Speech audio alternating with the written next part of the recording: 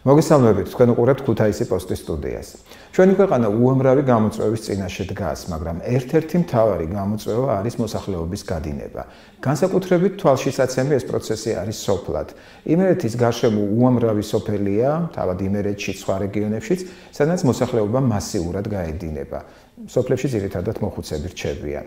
რა ხდება ამ ხრივ, რატო არის ეს პროცესი ესეთი აქტუალური, რატო გაედინება მოსახლეობა და რა უნდა გაკეთდეს ამ პროცესის შესაჩერებლად? სწორედ ეს არის თემები, რაზეც ჩვენს გადაცემის სტუმრებთან ერთად ვისაუბრებთ. ჩვენი გადაცემის სტუმრები გახლავთ ჟურნალისტი, აიფაქტის წარმომადგენელი თამუნა ქიმაძე და იურისტი მათე ჩაფიჩაძე. თუმცა ვიდრე სტუმრებთან დავიწყებდეთ საუბარს, მოდი ერთად ვნახოთ ჩვენი კორესპონდენტის მიერ მომზადებული ვიდეო.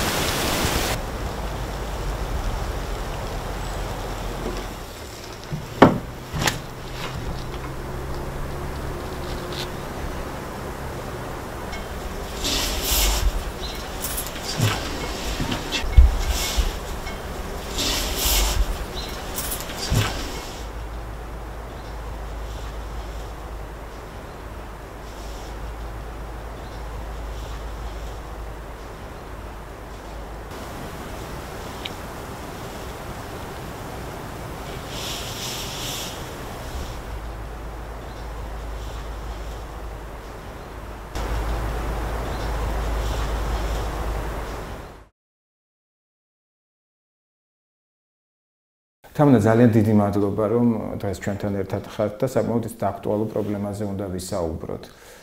სოფლებს ტოვებს მოსახლეობა. თქვენ აიფაქტი ამ პრობლემებს ძალიან აქტიურად და აქტუალურად აშუქებთ, აწვდით მოსახლეობას ინფორმაციას თუ რა ხდება რეგიონში მთლიანად. აი, რა დაგანახა შენმა საქმიანობამ, რა ხდება იმერეთის სოფლებში ზოგადად? მოგესალმებით, დიდი მადლობა მოწვევისთვის. თემა ნამდვილად აქტუალურია, მათ შორის იმერეთში.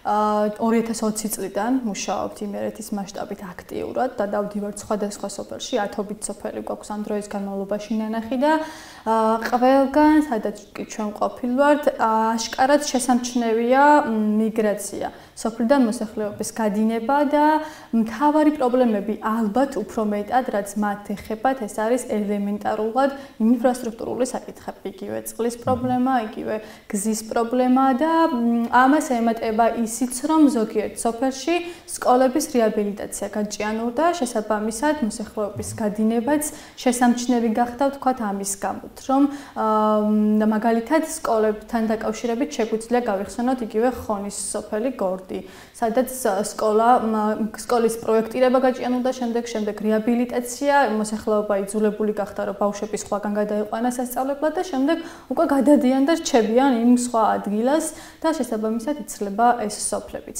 ასევე ვახსენეთ წყლის პრობლემა, ხო? წყლის პრობლემა მაგალითად ბევრ სოფელშია იმერეთის, მე მგონი თითქმის ყველა სოფელს აწუხებს წყლის და გზის პრობლემა. ჭაებზე არიან დამოკიდებული. დიახ, ძირითადად ჭა და წყაროები, რომელიც ისედაც ბუნებრივად არსებობს ბუნებაში და მაგალითად სოფელი ჩხარი, რომელიც დიდი სოფელია და თითქოს შეუმჩნეველი უნდა იყოს აქ მოსახლეობის გადინება, იმიტომ რომ მრავალრიცხოვანი დასახლებაა, მაგრამ წყლის პრობლემა აქაც აქტიურად არის დღემდე, ზაფხულობით უფრო განსაკუთრებით უჭირთ ხოლმე და შესაბამისად მოსახლეობა გადადის მაგალითად ერთ-ერთ ადგილობრივს, როცა ჩვენ ვესაუბრეთ, ძალიან ცუდ მდგომარეობაში იყო, იმიტომ რომ გვერდზე სხვა მოსახლე გადასული იყო და იქ უკვე აღარ ცხოვრობდა დიდი ხნის განმავლობაში, მეორე მხარესაც აღარავინ იყო, შესაბამისად ეს სახლები უკვე ინგრევა, გადასულია ეს რაღაცა ბუჩქები და ბურდები და ქვეწარმავლების ბუდედ არის ხოლმე ქცეული და ესეც შემაწუხებელი ფაქტორია, რასაკვირველია, როცა ადგილობრივი ხარ და როცა იქ ცხოვრობ. მიზეზი რის გამოც სოფლები, ასე ვთქვათ, იცლება არის როგორც უკვე ვახსენეთ ელემენტარული პირობები, ინფრასტრუქტურული პრობლემები, ასევე უმუშევრობა, ერთ-ერთი მთავარი გამოწვევაა ხოლმე სოფლებში, იმიტომ რომ ადგილობრივებს არ აქვს შესაძლებლობა ხო დასაქმდან და შესაბამისად გადადიან დიდ ქალაქებში უმეტესწილად და შემდეგ თუ იქ დიდ ქალაქშიც ვერ ნახულობენ თავიანთ გზას, უკვე ტოვებენ ქვეყანას. ფაქტობრივად სოფლის მოსახლეობა მთელი სერვისებსაა მოკლებული, მათ შორის სამედიცინო, რაც ასეთ მნიშვნელოვანია, თუ გავითვალისწინებთ იმას, რომ სოფლებში ძირითადად მოხუცები დარჩნენ. კი ბატონო და ასევე შეიძლება აღვნიშნოთ სასწრაფო დახმარების მანქანების ნაკლებობაც. რიგ სოფლებში მაგალითად ესეც კი პრობლემაა, იმიტომ რომ ჯერ ერთი სასწრაფო დახმარების მანქანა არსებობდეს კარგი, მაგრამ გზა არ აქვს, რომ იქამდე მივიდეს და მოხუცი რომ ცხოვრობს სოფელში, სადღაც არავინ არ ყავს, თქვათ ახლობელი და ნათესავი, ეს ძალიან დიდი გამოწვევაა, მაგრამ მოხუცებამდე ხო სხვებიც არიან, იმ სხვასაც ხო შეიძლება დასჭირდეს და შესაბამისად ყველაფერი პრობლემაა უკვე რა, წყალიც პრობლემაა თავისთავად რომ არ აქვს და ელემენტარული პირობები იმისთვის რომ იცხოვრონ სოფელში და ნუ გზა ეს რაც მნიშვნელოვანი ნაწილია. მე ვიცი რომ ხარაგაულის მუნიციპალიტეტის სოფლებშიც სწავლობდით სიტუაციას და ავტობანის მიმდებარე სოფლებს რა მდგომარეობა? ბოლოს ვიყავით სოფელ ხუნევში. ესეთი სოფელია, რომელიც იყო თქვათ რომლის გზაც გვაკავშირებდა თბილისთან, მაგრამ აი ავტომაგისტრალის მშენებლობის შემდეგ ამ სოფელს გზა აღარ დაუტოვეს. შესაბამისად იძულებული გახდა მოსახლეობა რომ ვთქვათ მიძულებულია მოსახლეობა რომ მასწავლებლები რომ სხვა ქალაქებიდან იარონ და 10-ობით კილომეტრი ზედმეტად გაიარონ შემოვლითი გზებით, იმიტომ რომ ავტობანთან მიუხედავად იმისა რომ ეს ავტობანი თავზე გადასდით ვერადიან არც საფეხმავლო გზა დაუტოვეს, არც სამანქანო გზა დაუტოვეს, სოფელი არ არის მოსავლიანი, არა შეიძლება, ანუ ფიზიკურად შეუძლებელია იქ რამე მოიყვანონ, როგორც თვითონ ამბობენ ჩვენთან საუბარში და ასეთ პირობებში განწერულია დაცვის. ამის გამო იცლება კი ბატონო, ერთ-ერთმა ადგილობრივმა მაგალითად გითხრა, რომ ჩემი შვილი წესულიაო, ეს მეორეც ახლა დაამთავრებს სკოლას და მიდისო და როგორ დავტოვო რა უთხრა, არაფერი აქ არ არის, რომ გააგრძელოს ცხოვრება და ასე შემდეგ. ამიტომ რა თქმა უნდა, სადაც კომფორტია, იქ მედიან და კომფორტია ამ შემთხვევაში შეიძლება უფრო მეტად დახვდეთ დიდ ქალაქებში მაგალითად. და საყურადღებოა ის, რომ მსგავსი პრობლემები არსებობს არა მარტო მაღალმთიან სოფლებში, არამედ თუნდაც ქუთაისის ახლოს, აი წყალტუბოს მუნიციპალიტეტშიც, ხონშიც რომელიც ქალაქებთან ახლოსაა სოფლები, იქაც კი მსგავსი პრობლემები არის, იქაც კი იცლება სოფლები. კი. კი, მთავარი პრობლემა ხონი ვახსენეთ წეგან გორდის სკოლის ამბავი, ასევე პრობლემა იგივე, თქვათ, უმუშევრობა აქაც, უმუშევრობა არის ყველაფრის პრობლემა და გამომწვევი მიზეზი შეიძლება ითქვას, იმიტომ რომ ადგილობრივს რაღაცის თვის რომ იქ დარჩეს, სჭირდება აუცილებლად სჭირდება, თქვათ, ელემენტარული პირობები სამსახური ხო, რომელიც არ არის და შესაბამისად უწევთ მერე წასვლა იქიდან. აი გამოსავალი რა არის? თავად სოფლის მოსახლეობა რა შეხედავს გამოსავალს? ის რომ თქვათ არ მოუწიოთ მათ ამ დატოვება ადგილობრივებს სახკარის. იცით რა, გამოსავალი ისევ სახელმწიფოს ხელშია, ასე ვთქვათ, იმიტომ რომ სახელმწიფომ უნდა შეუქმნას მათ ელემენტარული პირობები. იგივე ის ინფრასტრუქტურული პროექტები და პროგრამები, რაც არსებობს და რაც უნდა იყოს ხელმისაწვდომი მათთვის, თქვათ, წყალი გზა. ხო, ეს არის ძალიან ელემენტარული, რის მეგობრებაც ადგილობრივი თვითმმართველობის ბიუჯეტიდანაც შეიძლება ნების შემთხვევაში. და თავად მოსახლეობას არ მიეწოდება ინფორმაციები ელემენტარულ გრანტებზე, პროექტებზე, პროგრამებზე, რომლებიც არსებობს, მაგრამ მათ ეს არ იციან, იმიტომ რომ არ აქვს თქვა წომა ინტერნეტთან, ან არ აქვს შესაბამისი განათლება, რომ ის მიტანის პროექტების მართვის უნარები არის. წაიკითხონ და ასე შემდეგ. ვინმე სჭირდებათ, ვინც ამ ინფორმაციას სრულყოფილად მიაწვდის და ხო, ისევ სახელმწიფოს ხელში გამოსავალი. და ალბათ ისიცაა, რომ ყველა სოფელში ერთნაირი პროგრამა ვერ იმუშაოს. შეიძლება იყოს მეცხოველეობა, წამყვანი თემა, სადღაც სიმინდის მოყვანა ან რა ვიცი, სხვა მეფუტკრეობა, იმიტომ რომ ინდივიდუალურია ალბათ ყველგან ეს, ხო? კი და მოსავლიანი მიწებიც ნაკლებად გვხდება უკვე რა აი ეგრე გამოდის ჩვენ რაც სოფლებშიც დავდიოდით ახლა ყოველ შემთხვევაში მოსავლიანობაც ნაკლებად აქვთ მე თუ ვთქვათ გაგიმართლა ამინჩი და ბუნება იბოძა ვთქვათ მოიყვანე რაღაცა სიმინდი ლობიო და ასე შემდეგ შეიძლება დარჩნა მშივრები მე შემოგესევა ფაროსანა რომელიც 2016 წლიდან არის აქტიურად ჩვენს ქვეყანაში და მე ამ ფაროსანას გამო ეს სიმინდი ზარალდება ხილიც აღარ გაქვს აღარც ყურძენი და არაფერი ასე რაც შეიძლება რომ ვთქვათ გინდოდეს და გჭირდებოდეს ხო ელემენტარულად და თავისთავად იგივე ფუტკარი რაც ერთ-ერთი შემოსავლის წყარო იყო მოსახლეობისთვის ამ ფაროსანას გამო სასარგებლო მწერებიც ქიმიურ შეწამვლის გამო ნადგურდება და ესეც დიდ გამოწვევებს კიდევ დაემატა ეს მწერიც რომელიც დღესაც არ გამქრალა არსად და ისევ არის ბუნებაში სამწუხარო რეალობის წინაშე ვართ უნდა აღვნიშნოთ ეს რომ თუ კი ესეთი ტემპებით გაგრძელდა კიდევ ბევრი სოფელი დაცარიელდება ძალიან ბევრია უკვე ცარიელი სადაც რამდენიმე მოხუცია დარჩენილი ან საერთოდ ყველა სახლის კარი გამოკეტილია და ეს ტემპები რაღაც კატასტროფულად იმატებს ეს სოფლების დაცარიელებს რაც უბრალოდ გულდასაწყვეტია ერთი სოფელი რომელიც ახლა კიდევ ბოლოს ვიყავით არის ჭიათურაში სოფელი მანდაეთი არც საფხურში აქვს წყალი, არც ზამთარში აქვს წყალი, გზა ნორმალური არ არის უბნებში. სამაგიეროდ არის დიდი თოვლი. ეს დიდ თოვლობაც ხშირ შემთხვევაში იმის გამო, რომ დროულად არ იწმინდება გზები და დენიც მიდის, ხშირად ხდება ხოლმე გამოწვევი მიზეზი იმისა, თუ რატომ მოდიან იმ სოფლიდან და რატომ იცლება ეს სოფლები. ერთ-ერთმა ადგილობრივმა მასე გვითხრა, გზა აქ არ არის, წყალი აქ არ არის, ფაროსანა და თოვლია ერთი ბევრია და სად წავიდეო, ხო? ეხლა მე მგონი ევროპაშიც ვეღარ გადავდივართ და წასასვლელიც აღარ დაგვრჩაო მე მგონი და ნუ მოკლედ ძალიან ნიჰილიზმშია მოსახლეობა და ძალიან რთულ სიტუაციაში. გამოსავალი ნამდვილად სჭირდება, თუმცა გამოსავალი ალბათ მე ვფიქრობ ისევ სახელმწიფოს ხელისუფლების ხელშია, რა თქმა უნდა, მათ გარეშე ამ პრობლემას ვერავინ ვერ მოაგვარებს. ძალიან დიდი მადლობა თამუნა, მე ვიცი რომ აი ფაქტი ამ პრობლემებზე მუშაობას გააგრძელებს და თქვენი მეშვეობით მიეწოდება ინფორმაცია მათ, ვისაც ამ პრობლემების მოგვარება ხელეწიფება.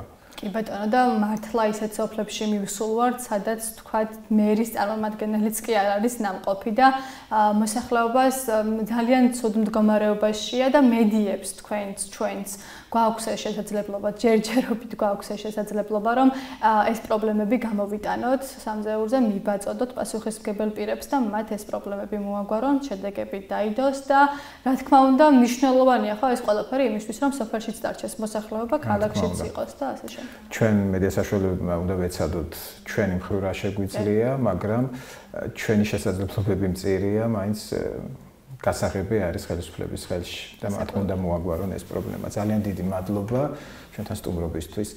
ჩვენ კი მცირე პაუზის შემდეგ მორიგ სტუმართან ერთად დაგიბრუნდებით. მაშინ ასე გიბრუნდებით ჩვენი მეორე ბლოკის სტუმართან ერთად. როგორც გითხარით, ჩვენი სტუმარია მათე ჩაფიჩაძე. მადლობა მათე სტუდიაში სტუმრობისთვის და საკმაოდ ესეთი პრობლემაზე ვსაუბრობთ, დაცარიელებული სოფლები. ძალიან ბევრი სოფელი უკვე მოსახლეობის გარეშეა დარჩენილი. შენ გარდა იმისა, რომ ხარ იურისტი, მუშაობ არასამთავრობო სექტორში, კარგად იცნობ აი ამ თემას, მუშაობდი სოფლებთან და ეხლაც მუშაობ, როგორც ვიცი, ამ თემებზე. რა არის ამ ყველაფრის მიზეზი და სად ხედავ გამოსავალს? მადლობა კიდევ ერთხელ მოწვევისთვის.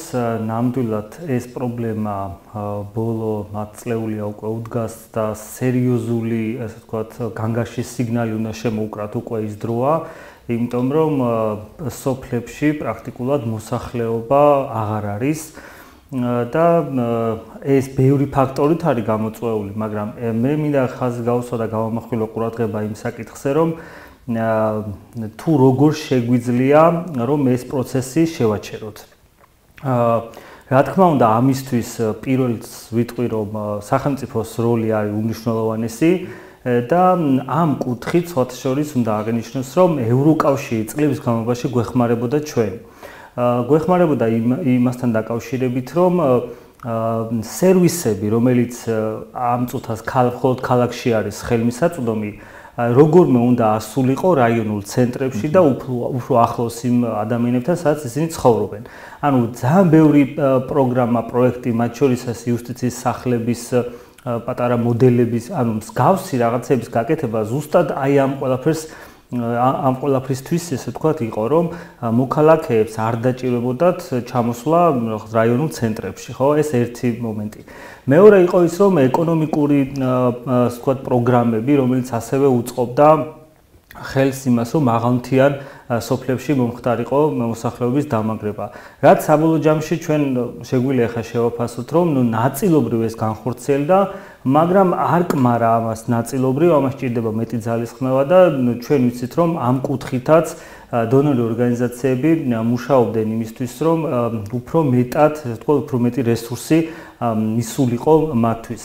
და მესამე ხა კონკრეტულ პროგრამებზე რო ვილაპარაკოთ, არის მაგალითად იგივე სოფლის ხარდაჭერის პროგრამა, რომელიც თითოეულ სოფელს ადმინისტრირებული გადანაწილების მიხედვით დაახლოებით 10,000 სოფლის მოსახლეობის რაოდენობის მიხედვით რამდენად საკმარისი ეს თანხა. ეს არ არის საკმარისი, უბრალოდ აქ არის ლაპარაკი იმაზე, რომ 10,000 ლარით ახლა ვერაფერი მნიშვნელოვან პროექტს ვერ გააკეთებ, იმიტომ რომ როცა საგრანტოს ტენდერს აცხადებ, რა თქმა უნდა, იქ ცალკე გადასახადები არის, შემდგომ გადასახდელი, მაგრამ ერთი კარგი რაც იყო ის არის, რომ ადგილობრივი თვითმმართველობა ამატებს ხოლმე ამ თანხას თვითონ, ანუ ერთმაგი ან ორმაგ ოდენობას და რაიმე ისეთი მნიშვნელოვანი რაღაცის გაკეთება შეიძლება. მაგრამ კიდევ ერთხელ ვამბობ, რომ ანუ მსგავსი პროექტებით ჩვენ ვცდილობთ, მაგრამ სტრატეგიულად არის გასათვლელი ეს ყველაფერი. იმიტომ რომ ეს არის ქაოტური, ხო? ანუ რაღაცა პროგრამა დაიწყება, მერე ჩერდება, რაღაცა ახალი პროგრამა ჩაეშვება და მერე რაღაც პერიოდის შემდგომ სახეს იცვლის ან უბრალოდ მერე აღარ ხორციელდება, ჩვენ გვახსოვს ესეთი პროგრამებიც და კიდევ ერთხელ ვამბობ, რომ ამას უნდა სტრატეგია, ანუ უნდა მათ შორის აი ძალიან მნიშვნელოვანი არის, რომ აი თვითონ შიდა ეკონომიკებიც რო იყოს შესწავლილი, ხო, აი სოფელში რა იქნება და ასე შემდეგ. ანუ ამას ჭირდება, ხო, რა თქმა უნდა, ამას ჭირდება მუშაობა.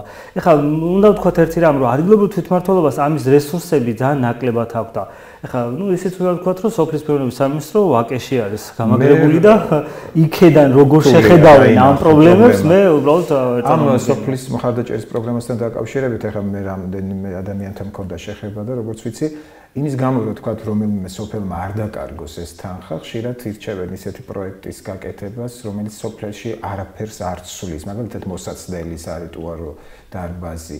სოფლის ეკონომიკურ განძლიერებას ნაკლებად ემსახურება ეს ყველაფერი. კი, ეს ასე არის, სამწუხაროდ ეს არ არის ან თვითონ ამ პროგრამას აქვს თავისი ესე ვთქვათ წინაპირობები და ის პრაქტიკულად მხოლოდ ინფრასტრუქტურული გარე განათება, წყლის მილების ან ეს არის საბაზისო ინფრასტრუქტურული პროექტებისთვის და ამ ირიბად რა თქმა უნდა ეხმარება იქ ადგილზე ადამიანებს რომ ყოფა ცხოვრება ასე ვთქვათ გავუადვილდეს, მაგრამ ეკონომიკური ნაწილი და ეს სოფლის მეურნეობის მიმართულება, წეგან მაგიტო ვახსენე რომ სამინისტრო რომ მას უნდა ჰქონდეს შესაბამისი სტრატეგიები, რაც ჩვენ შემთხვევაში რეალურად უყურებთ რომ არ არის. და მოკლედ თუ რაიმე მნიშვნელოვანი პროექტები რაც გვახსოვს გაკეთებულა ჩვენ ქვეყანაში, ყველა ვიცით რომ ეს ემპარდის პროექტები ევროკავშირის დაფინანსებით იყო და ევროკავშირი ამაში ძალიან დიდ ფულს დებდა და რაღაც ნაწილში რომელიღაც სოფელში ამან რა თქმა უნდა გაამართლა, მაგრამ იყო რაღაც პრობლემები ჩავარდნები, რომელიც რა თქმა უნდა განხორციელების დროს არ გაამართლა. არ იყო წინასწარი კვლევები ჩატარებული, თქვათ იმ სოფლის საჭიროებებზე დაყრდნობით. იცით რა არის, რთული სათქმელი ახლა კონკრეტულ შემთხვევაში რა იყო ხოლმე, მაგრამ ერთი რაც იპარდის პროგრამა ითვალისწინებდა იყო, რომ მიწის ნაკვეთების ანუ ესე ვქვია მაგას კოოპერატივიზაცია მომხდარიყო და ეს კოოპერატივიზაცია არ იყო ახსნილი ამ მოსახლეობისთვის და ისიც უნდა ვთქვათ, რომ ეს კოოპერატივიზაცია ვიღაცისთვის კოლმეურნეობიზაციათაც იყო გადათარგმნილი რა. ამიტომ ეს არის საკითხი, რომელზეც მათ შორის ადგილობრივ თვითმმართველობასაც და ცენტრალურ ხელისუფლებასაც ერთობლივად უნდა ემუშავა, მაგრამ ჩვენ ეს შეგვიძლია ხა შევაფასოთ, რომ ეს ხო მხოლოდ იმ არასამთავრობო ორგანიზაციების და დონორი ორგანიზაციების ძალისხმევა, რომლებმაც ეს პროგრამები გააკეთეს და რა თქმა უნდა, ამითაც ძალიან ბევრი რამ გააკეთა სოფელში, მაგრამ ეს არ არის საკმარისი.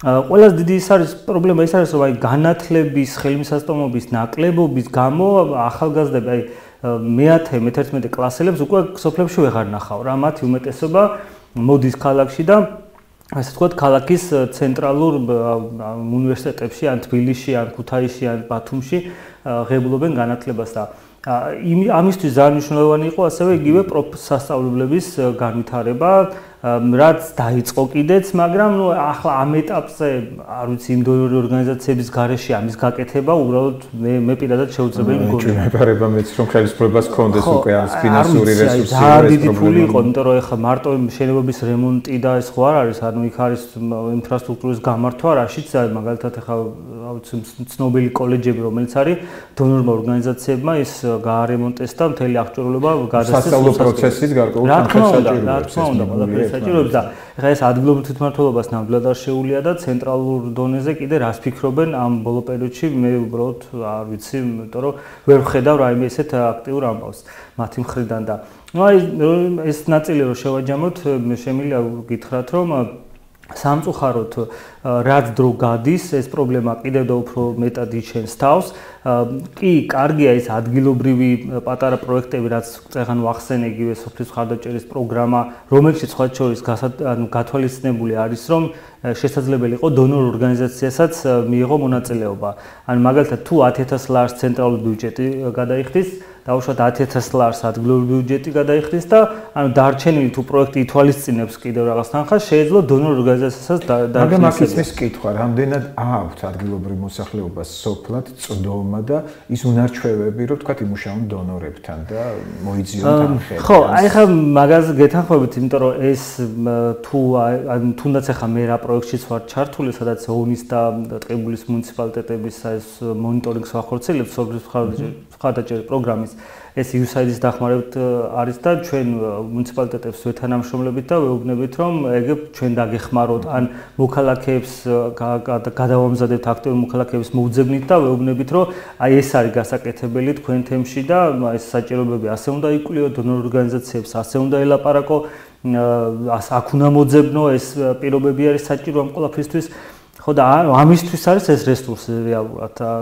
ამ რესურსის არ ქონის პირობებში მე აბსოლუტურად გეთანხმები, რომ თვითონ მოსახლეობას, რასაც ვნახულობთ ხოლმე ხა იმ დასახლების კრებებზე, არის ის, რომ სოფლის ეგრეთ წოდებული გამგებელი, ნუმერის წარმომადგენელი რასაც ესე თქვა შესთავაზებს პრაქტიკულად ხშირ შემთხვევაში არის და აი ჩვენ ახლა იგივე ამ რეკომენდაციებს ვეუბნებთ ხოლმე, არის მნიშვნელოვანი ის, რომ იქ ხა ახალგაზრდების, ქალების, ანუ სხვადასხვა სოციალური ჯგუფების ინტერესებიც რო იყოს გათვალისწინებული და მარტო რაღაცა სოფლის ესე თქვა უხუცესმა მამაკაცებმა არ გადაწყვიტოს ის პრობლემა თუ რა პრობლემა აქვს, მაგალითად, პირველად ტყიბულის რაიონის სოფელ ბუეთში, მაგალითად, პრობლემა, ხო? ანუ ეგ არის ძალიან მნიშვნელოვანი და აი ეს ყველაფერი ნამდვილად საჭიროებს მეტ რესურსს და მათ შორის ძალისხმევას ერთიც არის რა, ჩვენ როდესაც ევროკავშირმა გარკვეული ტიპის რეკომენდაციები მოგცა, მათ შორის ანუ გრანტებს რო გვაძლევს, გვეუბნება, რომ პროპორციულად უნდა იყოს დახარჯული. ახლა ეს რას ნიშნავს? მაგალითად, თუ ზესტაფონის ცენტრში ხარჯავ პირობითად ვამბობ, ან გაქ ბიუჯეტი პირობითად 10 მილიონი და ზესტაფონის ცენტრში ხარჯავ რაღაცა 7 მილიონს, ხო? ანუ ეს არ არის სწორი, იმიტომ რომ ის ხელშესახების სიკეთე, ანუ ის თანხა ბიუჯეტი, როგორც ცენტრში მცხოვრებ ადამიანებს, მათ შორის პერიფერიებში მცხოვრებ ადამიანებსაც უნდა ჰქონდეთ. და ეს არის მთავარი მოთხოვნა, იმიტომ რომ ახლა ჩვენ რო უყურებთ ახლა განვითარებული ევროპას, ხო? მარტო ბერლინ და მარტო ისა რა ქვია პარიზი არ არის, ხო? იქ არის პატარ-პატარა ქალაქები, რომელსაც თანაბრად განვითარებული და ამაში ძალიან დიდი ფული იდება. ანუ ეს არის რა თქმა უნდა, ხელოვნური ჩარევა რაღაც მომენტში, მაგრამ საბოლოო ჯამში ამ ყველაფერს აქვს პერსპექტივა იქიდან გამომდინარე, რომ იქნება ახალი მიზიდულობის ცენტრები და გეთახმებით ეს პრობლემა ზოგადად საქართველოში სერიოზულად დგას, ვთქვათ, იგივე რო შევადაროთ თბილისისა და დანარჩენი საქართველოს განვითარების დონე, იმიტომ რომ როცა ერთ ქალაქზეა კონცენტრირებული მთელი რესურსი და დანარჩენი რეგიონები და ქალაქები არის მიტოვებული, ეს უკვე არც იმ ქალაქისთვის არის სარგებლის მომდანი. ხო, ნუ ჩვენ უყურებთ, რომ თბილისი გადაიქცა თავკომბალად და მთელი საქართველო ამის იქ არის და თუ ცენტრალური ხელისუფლება არ მიხვდება, რომ დრო არის, რომ ეს დეცენტრალიზაცია, რომელსაც ანუ არ დაადგას საშველი, რომ ახლა არ ვიცი უბრალოდ რა შეიძლება გაკეთდეს ამ პირობებში, მაგრამ ზოგადად რომ ეს სტრატეგია, რომელიც არსებობდა და რომელიც ესე ვთქვათ არის ძალიან მნიშვნელოვანი, რომ რეგიონებს გადაეცეს არა მარტო ასე ვთქვათ, რაღაც ქონება, ანუ ქონება და მასთან ერთად ასე ვთქვათ, კიდევ ფულადი რესურსებიც, რომ რეალურად თვითკმარი გახდეს, ხო? ანუ ეს არის მთავარი სტრატეგია, ანუ ამის, რომ ქონების ნაწილში, აი ელემენტარულად ხა სოფლებში დავდივართ და სოფლის მოსახლეობა მეუბნება ესეთ რაღაცას, რომ აი ტყეში რომ შევიდე და რაღაცა რომ მოუჭრა, ხო ამის უფლება არ აქვს, ხო? ნუ ადგილობრივი თვითმმართველობა, ნუ სატყეო დეპარტამენტიდან გამომდინარე შეზღუდულია ამ ყველაფრის ესე ვთქვათ, ხო და აი არის ამ საბოლოო ჯამში პრობლემა, იმიტომ რომ რესურსები აქვს ადგილობრივი თვითმმართველობას და ვერ იყენებს დამოკიდებული არის ტყეზე, რადგან გაზიფიცირებული არ არის სოფლების. მე მესმის აქ ძალიან ფრთხილად უნდა ვიყოთ, იმიტომ რომ უკანონო ხე-ტყის ჭრა ეს ნამდვილად არ არის არავის ინტერესი, იმიტომ რომ ვიცით მე ამას რა მოყვება, მაგრამ ნუ არის რაღაც სანიტარული კაფვა ასე შემდეგ, ანუ ის რაც ანუ დაგეგმილია და თავად გამოსავალი გაზიფიცირება. კი, ეს თავად გამოსავალი რა თქმა უნდა, უბრალოდ აქ იმაზე ლაპარაკი, რომ როცა ეს ვერ ხერხდება და რაღაცა მართლა ხო არ გავყინავთ ამ ადამიანებს, ახლა შეშის მოჭრის უფლებას თუ არ აძლევ, ზამთარ 2 მეტრიან თოვლში როგორ უნდა გადაეჩინოს თავი. მათე ჩვენ მოვიარეთ ძალიან ბევრი სოფელი და მათ შორის ქუთაისთან ახლოს. რომელიც შეიძლება მაგალითად უცხოეთში, ევროპაში, ამერიკაში მსგავსი დაცილების მანძილზე სამსახურში დადიან დასახლებული პუნქტებიდან ქალაქის ცენტრში, მაგრამ ასეთ სიახლოვეს ქალაქთან ახლოსაც სოფლები არის ცარიელდება და ხშირად მხოლოდ მოხუცები არიან. თუ მაღალმთიან სოფლებზე გავიგეთ, თქვათ იქ შეიძლება რაღაც გზები რაღაცა, აქ უკვე რაღაც სხვა პრობლემებიც არსებობს, როგორც ჩანს და შენი აზრით რა არის ამის მიზეზი? ხო, აი შეგვიძლია კი ბატონო ვთქვათ ნამდვილად ქუთაისის ახლომახლოთ არის ესეთი სოფლები, რომლებიც ცარიელდება. ნუ მიზიდულობის ცენტრი ხდება ქალაქი და ეს არის მთავარი ამბავი, რომ აქ ანუ შედარებით ესე ვთქვათ, უფრო მარტივია რომ დასაქმდე, შედარებით ანუ ხო არის დათვლილი კიდეც, რომ რაღაც ორჯერ ნაკლები შრომით შეიძლება ერთჯერ მეტი შემოსავალი მიიღო ვიდრე ის მაგალითად სოფელში და სამწუხაროდ ეს ამბავი არის შეუქცევადი და ამას ვერ ვაჩერებ და აი ეს რო გავაჩეროთ, აი ამას ჭირდება სტრატეგია, იმიტომ რომ აი ესეთი ახლო სოფლები პრაქტიკულად მიმული უნდა იყოს ქუთაისთან. ჯერ ქუთაისმა ხო საერთოდ დაკარგა მეორე ქალაქის სტატუსიც, მესამე და ახლა მეოთხე ქალაქის სტატუსი გავხდით, ხო? ისეთი, მოდი მაგალითად ვთქვათ, ახლა ესეთი ახლო სოფლები, როგორც არის ახლა მაღლაკი, ხო? ის საბოლოო ჯამში ვფიქრობ, რომ ადრე თუ გვიან ქუთაისის ნაწილი უნდა გახდეს და ამისთვის ეს ინფრასტრუქტურულადაც უნდა დაკავშირდეს, ხო? პრინციპში მსგავსი მოხდა აჭარაში, ბათუმის შემთხვევაში. ხელვაჩაურის რაღაც ნაწილი, ხო, და აქედან გამომდინარე გაიზარდა კიდეც და ეგ არის, ხო, ანუ მაშინ ინფრასტრუქტურაც ისე უნდა, ანუ ქალაქის განვითარებაც ხო ისე უნდა დაუგეგმოთ ზოგადად, რომ ალბათ ერთ-ერთი პრობლემა არის ტრანსპორტი, იმიტომ რომ ყველას არ ყავს მუქი მანქანა და დამოკიდებული არიან საზოგადოებრივ ტრანსპორტზე. ეხლა შეიძლება ახლოს იყოს რაღაც ვთქვათ სიტყვაზე სოფელი ბროწეულა ან გუბი ქუთაისთან, მაგრამ თუ კი არ მოშწრაობს საზოგადოებრივი ტრანსპორტი, ან დღეში ერთხელ დადის, ეს უკვე ხო, ეს არის მოსახლეობას გადმოვიდეს და დარჩეს აქ და მიატოვოს.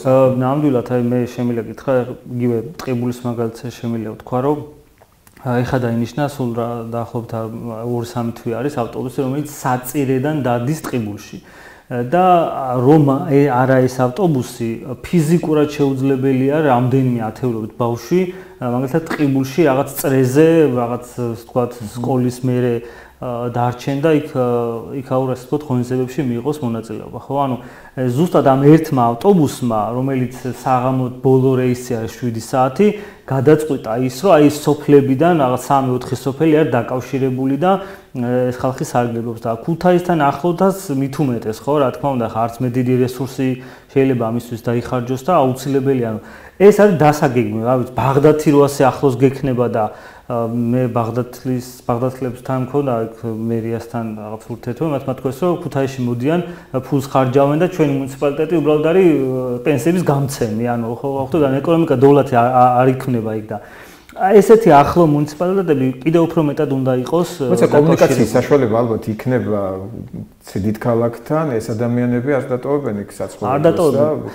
თან მანდ არის მეორე მომენტი. ეს რა თქმა უნდა მოხდება. უბრალოდ აქ საუბარია იმაზე, რომ რა დროში მოხდება და ჩვენ მიტომ გვჭირდება სწორი ნაბიჯები, სწორი გათვლა და ამ თემაზე მუშაობა, რომ ეს უნდა დააჩქარო, ანუ პროცესი უნდა დააჩქარო თუ შეგიძლია და ამისთვის ვართ, ხო? ანუ ვისაც ეს ხელით შემდეგ ალბათ უკვე გვიან იქნება მოსახლეობა დაუბრუნდეს. ხო, აი ძალიან მე სწავა ზოზინის, ახლა როდის იქნება ეს არავინ არ იცოდა, ნელა, ზანტა და მოკლედ მე შეიძლება ორმაგი თანხით ჩადება და გჭირდეს იქ. ნაბავშვი რომ ის მიზიდულობის ცენტრი გააჩინო და სანამდე არსებობს, უნდა შეინახო და უნდა ეცადო რომ ესე ვთქვათ, აი ეს დაკავშირება მოახდინო და ამისთვის ახლა ასეთ დონეზე ფიქრის და ასეთ დონეზე გადაწყვეტილების მიღები მე რო გითხრა სიმართლე ამ ეტაპზე არც ადგილობრივ თვითმმართველობაში და მით უმეტეს ხო აი ცენტრალურიც ამობით არ არის სამწუხაროდ დაკავებული. ბევრი სოფელი სამწუხაროდ ალბათ დაცარიელდება ისეთი პერიოდი ჩანს, მაგრამ ჯერ კიდევ არის იმის შესაძლებლობა და შანსი გვაქვს რომ რამდენიმე სოფელი რომელიც სადაც დაწყებულია ეს შიგა მიგრაციის პროცესი, ეს შეჩერდეს და ამ ხალხს რაღაც მიეცეთ იქ ცხოვრების საშუალება, რეგრესულად ხო? და პერსპექტივაში როგორ ხედავ?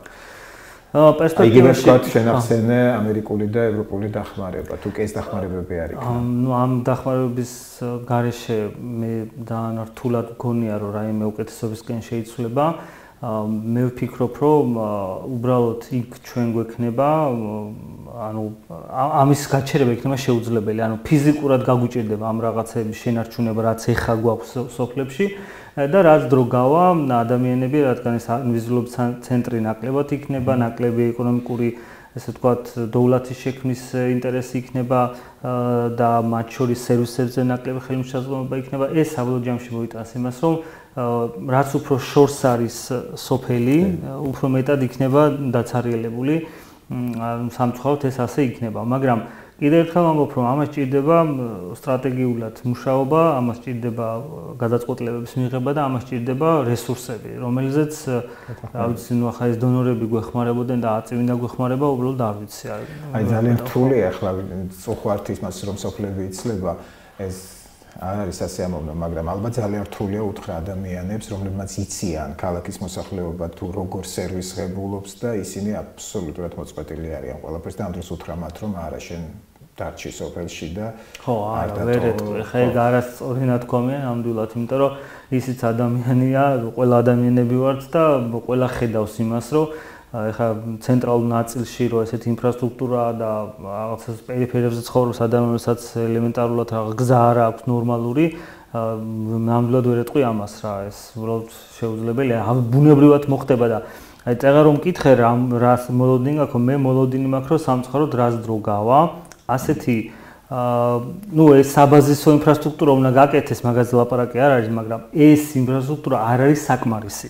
და სამწუხაროდ კიდევ უფრო მეტად გაგრძელდება და არ ვიცი თუ კი გონს მოვეგებით და რეალურად დავიწყოთ ფიქრს დეცენტრალიზაციაზე, მაშინ ამ ნაწილში შეიძლება ვიღაცას მარტო ინფრასტრუქტურა არ იქნება ალბათ საბაბი ამ მოსახლეობის ადგილზე დაკავების, სამუშაო ადგილები. სამუშაო ადგილები უბრალოდ მან საუბარი იმაზე, რომ ახლა რა თქმა უნდა მოსაკვლევია ხო აი რაღაც სოფელს ხო საჭიროა ანუ რაღაც სოფელს აქვს იმისი რესურსი რომ მაგალითად რა ვიცი აი მაგალითად ხილის ჩირის წარმოების კუთხით ანუ ეს არის ყველაფერი ხო ინდივიდუალურად და აქეთან ასე უნდა მიუდგეს ალბათ ასე უნდა მივიღა აბა რატო ყავს ჩვენ მერის წარმომადგენელი იმან უნდა იკულიოს ეს ამბავი რა პოტენციალი აქვს რა შეგვიძლია გავაკეთოთ რა დადებითი რა უარყოფითი ამას უნდა აკეთებდეს ადგილობრივი მუნიციპალიტეტი ამას უნდა აკეთებდეს გუბერნია კი რა თქმა უნდა ხო ნუ მე გუბერნიაზე არ ვლაპარაკობ იმიტომ რომ უბრალოდ ნუ მათი მონაწილეობა მე რასაც უყურებ ნუ რაღაცა ისეთი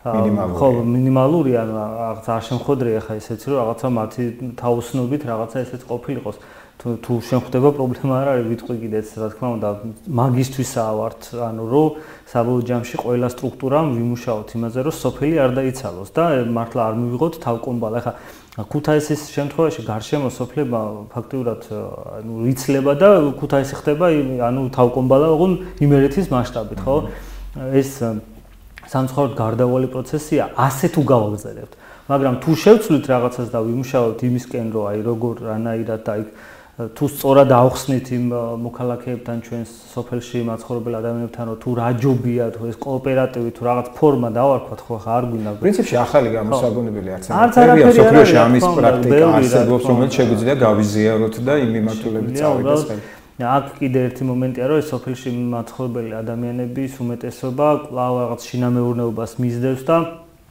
მათთვის ამ ტიპის სიახლეების დაანერგვა არ არის ესე ვთქვათ მარტივი, მაგრამ ნუ აი სწორად უნდა ინფორმაციის დროულად თან სწორად და დროში არის ყველაფერი გასაკეთებელი. დიდი მადლობა მათე, მართლაც დაგეთახმები რომ პრობლემა არის სერიოზული, რაც კომპლექსური, ერთმანეთზე არის ეს ყველაფერი, აკმული რაღაც აკინძული და ვთქვათ მარტო გზის დაგება, თუ იქ ამას არ წავაშვილებთ რაღაც დასაქმების პროგრამებიც, ალბათ არ იქნება საკმარისი და რა თქმა უნდა.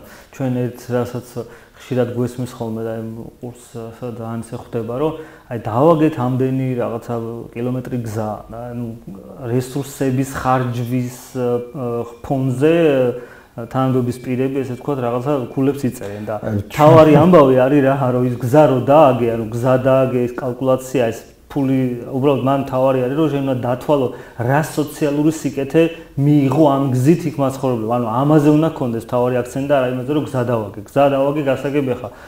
რაც არის ხო, რაც ჭირდება, ხა მეორე საკითხავია, სხვა შორის როგორ იგება, იმიტომ რომ რაც მე მქონდა ამ ინფრასტრუქტურულ პროექტებთან დაკავშირებით მონიტორინგი შევხედე რომ იქ ნამდვილად არის ხშირად ძალიან ისეთ სერიოზული დარღვევები და ამას ყურადღება ჭირდება რომ ხარისხი იყოს ისეთი როგორც ეს მაგაზე რომ დავიწყოთ ძალიან პრობლემატური კიდე მაგაზე ხა დოკუმენტი შევქმნით ეს მონიტორინგის და ამაში ვწერთ და კონკრეტულად მუნიციპალიტეტს ვეუბნებით რომ აი რომ გამოაცხადებ ამ ტენდერებს გააგებინე შენ სოფლის მოქალაქეებს რომ იცოდენ ვინ არის ადამიანი ვინც დააგებს რა პირობებით უნდა და რაღაც 20 სანტიმეტრის სისქის ალბათ ყველაზე უფრო კარგად მონიტორინგს ადგილობრივი მაცხოვრებლები ხო აი ეგ არის სინამდვილეში ეგ არის რომ თუ კი იმიტომ რომ ხა მე აქედან ასული რა უნდა და ხო მე უბრალოდ შედეგს უყურებ და იმად იქ არიან და იცი ხა რომ რა ვიცი აი მარტივ მაგალითს გეტყვი ჩემს სოფელში როცა აგებდნენ გზას მე ამოვიღე ტენდერი რომ ნახე და იმის მიხედვით ხარსაღში